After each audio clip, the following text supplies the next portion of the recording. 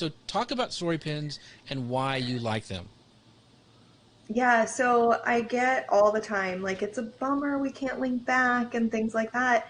But if you think about it, like Instagram, if you don't have a certain amount of followers, you can't link back either, but you don't see people not using stories, right?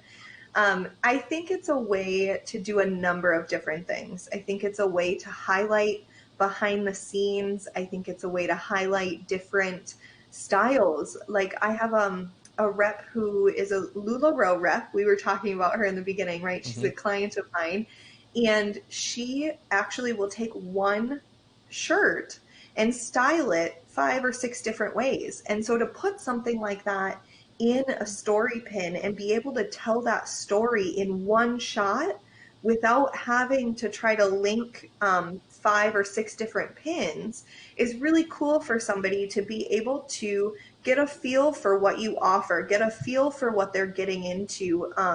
I also think personally, what we've seen is people start to trust the brand a little bit more depending on how you're using it, right?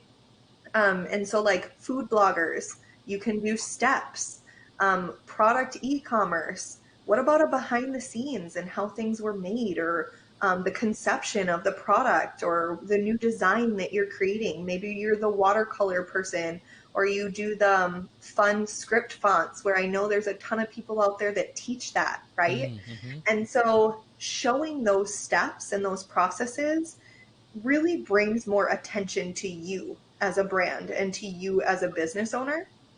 And so, what I've seen and when I've been testing them is it's bringing in those what I call vanity metrics, right? The Right. monthly viewers, the audience.